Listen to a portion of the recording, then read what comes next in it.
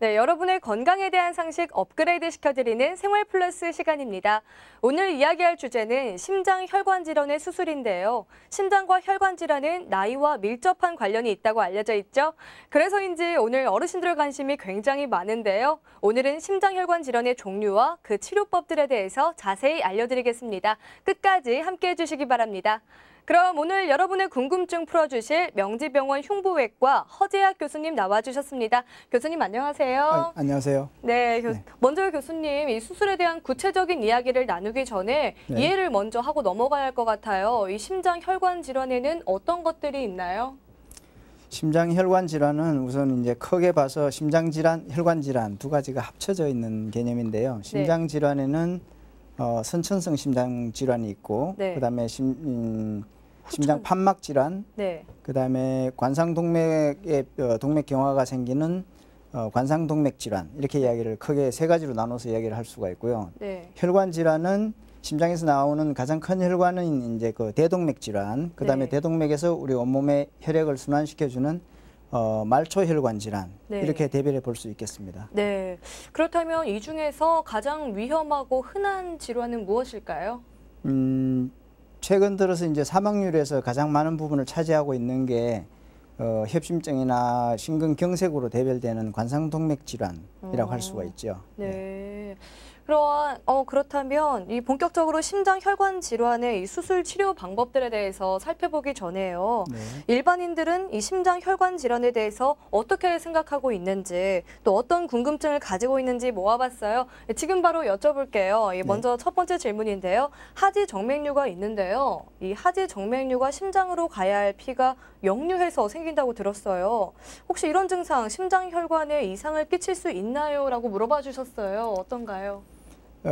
심장혈관 질환은 대부분 여기서 말하는 혈관은 동맥을 말하는데 경우에 따라서는 정맥 질환도 심장 기능에 영향을 미칠 수가 있습니다. 그래서 이제 흔한 게 심부정맥에 있는 혈전증 같은 경우에는 그 혈전이 심장이나 폐 쪽으로 흘러 들어가서 문제를 일으킬 수가 있습니다. 근데 지금 질문에 나오시는 그 하지 정맥류 같은 경우에는 하지의 표면에 있는 거고 그 그 혈관에 혈전이 생겨도 심장에까지 이동을 하지 않기 때문에 대개의 경우에는 하지 정맥류랑 심장이랑은 무관하다고 할 수 있습니다. 네, 무관하다고 해주셨습니다. 자, 다음 질문입니다. 심장 판막 질환 수술을 할 때 기계 판막과 조직 판막 두 가지 중 하나를 사용한다고 들었습니다. 이 두 판막의 장단점은 무엇인지, 그리고 기계 판막 수술 시 먹는 약이 임신이 잘 안 된다고 들었는데 맞나요? 하고 조금 어려운 질문을 해주셨어요. 조금 쉽게 설명해 주실 수 있을까요? 네, 이 질문은 사실은 말미에나 나올 질문인데 아주 전문적인 내용인데요.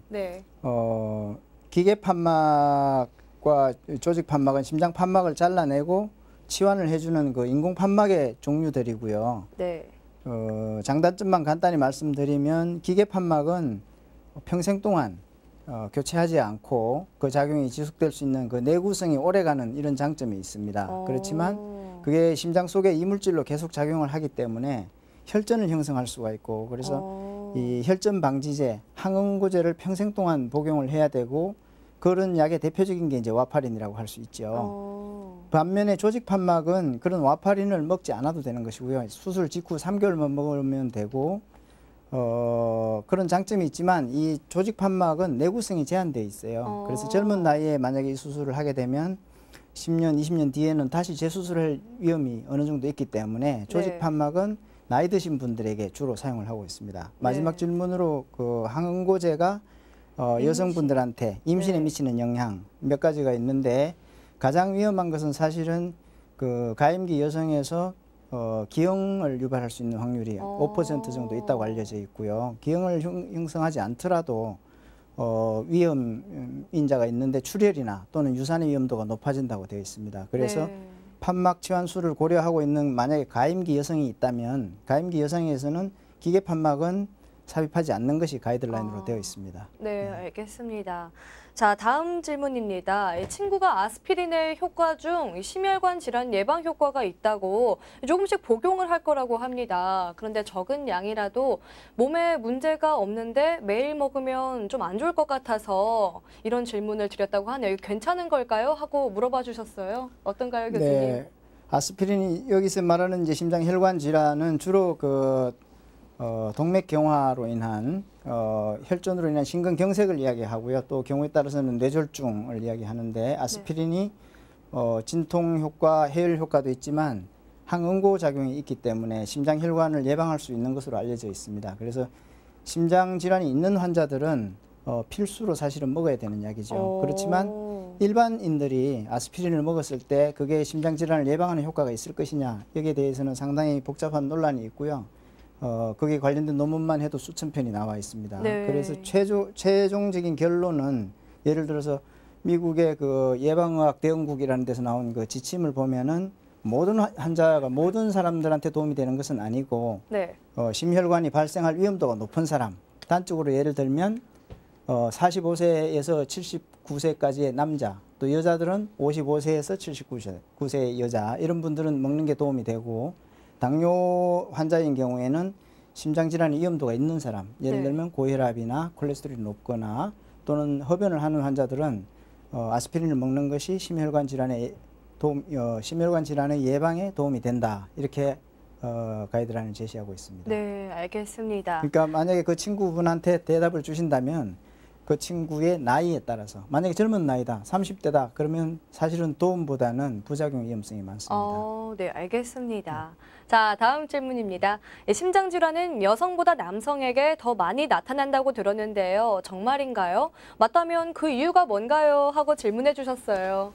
네, 어려운 질문이기도 한데요. 사실 그 남성들에게서 더 많이 나타납니다. 단적인 예가 그 심장 질환이 전체 인구의 그 사망률에서 차지하는 비중이 있는데요. 서구에서는 1등입니다만 저희 나라에서는 암으로 인한 사망률이 가장 높고 네.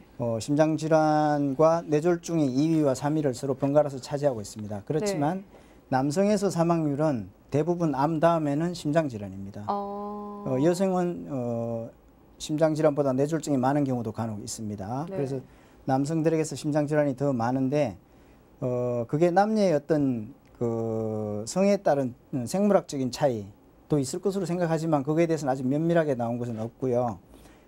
그것보다는 사회적인 요소, 환경적인 요소 또는 행동적인 요소, 이런 것들이 더 강조가 되는데, 예를 들면은 남자들이 직장 생활을 하면서 더 많은 술을 마시고 담배 피는 사람도 더 많고 더 스트레스도 받고 이런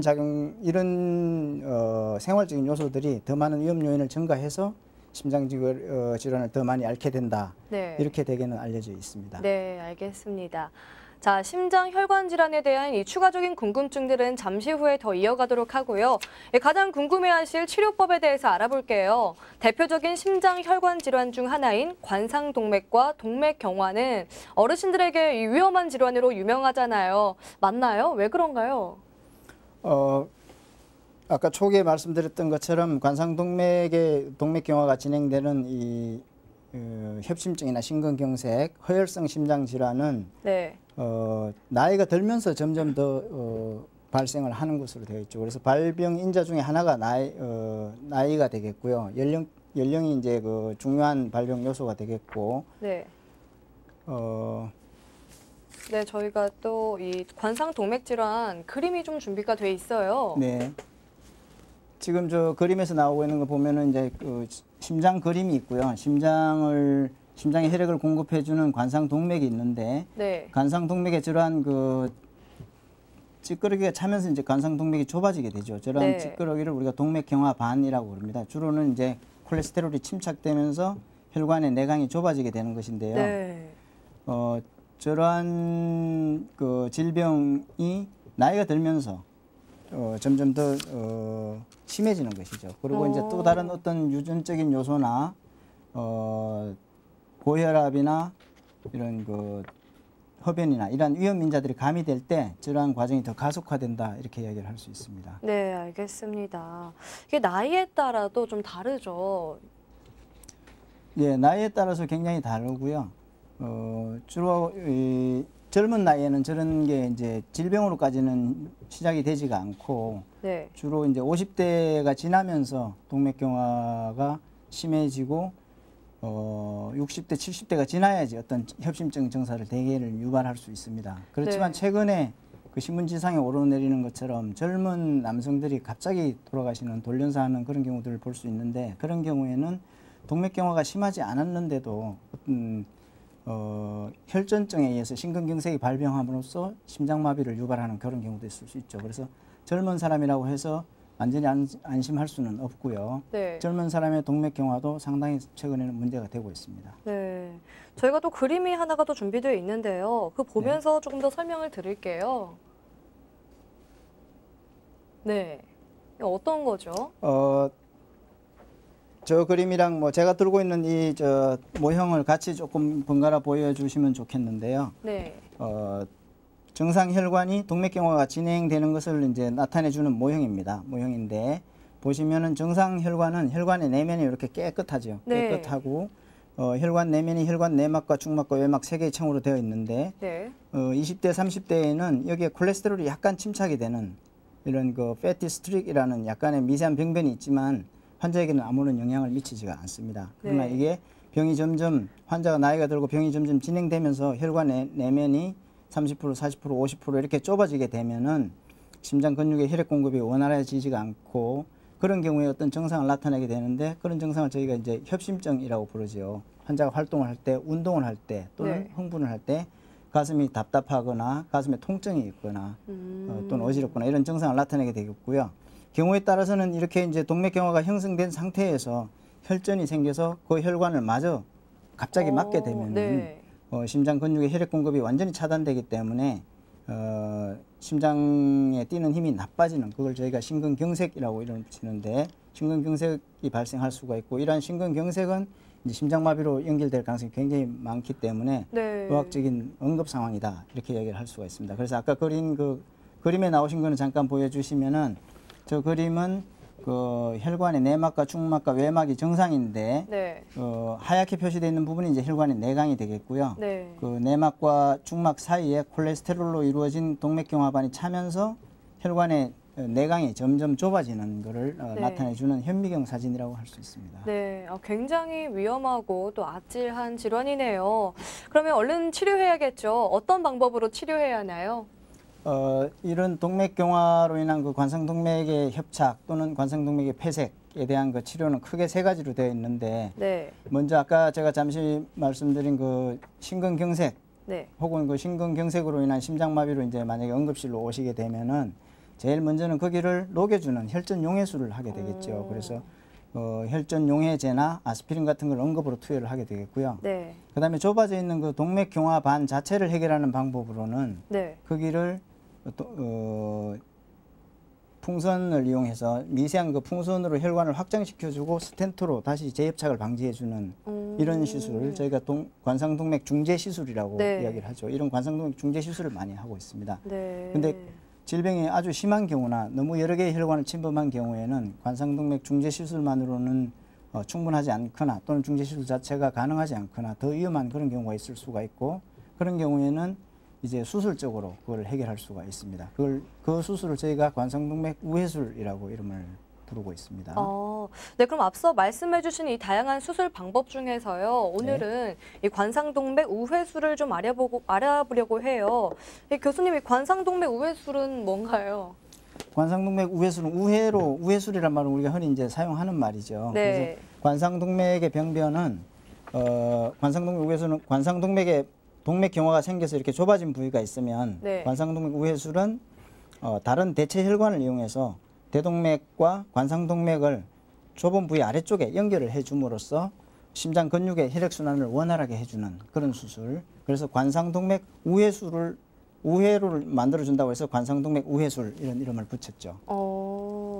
다른 위치에 있는 혈관을 찾아서 이 혈류를 공급해주는 수술을 말하는 거죠. 네, 그렇습니다. 우리 몸 안에 대체할 수 있는 혈관이 많이 있나요? 굉장히 다행스럽게도 심장 주위에 관상동맥과 구조가 아주 유사한 혈관이 있습니다. 네. 이 심장 주위에 관상동맥과 구조나 크기가 아주 유사한 혈관인데 저희가 내흉동맥이라고 그래요. 내흉동맥이 심장 주위에 있기 때문에 그 혈관을 이용해서 우리가 주로 수술을 하고 있고요. 네. 그 혈관은 그 직경이나 모든 그 근육의 구조가 관상동맥이랑 아주 유사하기 때문에 네. 그 혈관으로 우회수를 했을 경우에는 10년, 20년이 지나도 막히지가 않는 것으로 알려져 있죠. 그래서 우리가 관상동맥 우회수를 할 때 가장 중요한 혈관은 이 심장의 앞쪽으로 지나가는 좌전 하행 관상동맥이라고 하는 이 혈관인데 이 혈관은 지금도 이 내흉동맥을 이용해서 우회수를 하도록 이렇게 모든 그 수술 지침에는 가이드라인 제시되고 있고요. 네. 그 혈관 이외에 이제 다리에 있는 복제정맥이라든지 또는 그 팔에 있는 요골동맥 또는 복부 속에 있는 어떤 다른 동맥들, 뭐 위대망동맥이라고 합니다만은 그런 동맥들을 띄어서 이제 사용을 할 수가 있죠. 물론 그 이제 일반 환자들이 그 혈관을 띄면 그 부위는 괜찮느냐 이런 궁금증을 많이 이야기를 했어요. 근데 실제로는 그 혈관을 뗄 수 있는 부분이 정해져 있습니다. 네, 치료도 물론 중요하지만요. 처음부터 걸리지 않게 예방할 수 있다면 더 좋을 것 같아요. 예방을 어떻게 하면 좋을까요? 치료보다는 사실 예방이 늘 우선이고요. 네. 또 예방을 하기 위해서는 원인을 알아야지 되겠죠. 네. 근데 이 동맥경화는 원인이 단일 원인이 아니고 여러 가지 요인들이 복합적으로 작용하는 것으로 이렇게 알려져 있고 그러한 원인들을 저희가 위험인자라고 부르고 있습니다. 그래서 그 위험인자들이 뭐가 있는지 살펴보면은 크게 봐서는 이제 나이가 드시는 것, 고령화되는 것과 그다음에 가족력, 유전적인 배경, 그다음에 남성인 것 이런 것들이 있지만 이 부분은 저희가 조절할 수가 없는 부분이 되겠고요. 저희가 조절할 수 있는 부분으로 가장 중요한 것은 이제 콜레스테롤이 높은 고콜레스테롤 혈정, 그다음에 고혈압, 그리고 흡연이 상당히 중요하죠. 위험한 고위험 요인 중에 한 가지가 되겠고요. 그거 이외에 당뇨라든지 운동 부족, 스트레스, 비만 등이 복합적으로 작용해서 동맥경화를 일으키고 있습니다. 그러니까 아까 말씀하셨던 것처럼 동맥경화의 예방은 어떻게 해야 되느냐? 그럼 이 위험인자들을 잘 관리를 해야 되는 거죠. 그래서 먼저 식생활부터 콜레스테롤이 높은 음식을 피하고 저염식을 하고 그다음에 생활 개선을 해서 담배를 절대 피우지 말고 그다음에 술도 적정량 이하로 마시고 무엇보다 중요한 거는 콜레스테롤 레벨을 자주 체크를 해 주시는 것도 굉장히 중요한 요인이라고 생각이 됩니다. 네, 알겠습니다. 교수님 오늘 좋은 말씀 감사합니다. 나와주셔서 감사합니다. 네, 감사합니다. 네.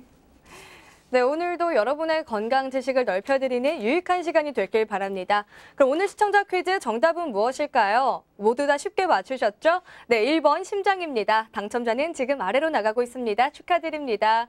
매일 새롭게 달라지는 생방송 CNM, 내일 CNM이 간다에서는 어느 곳에서 시청자 여러분을 만나게 될지 기대 많이 해주시고요.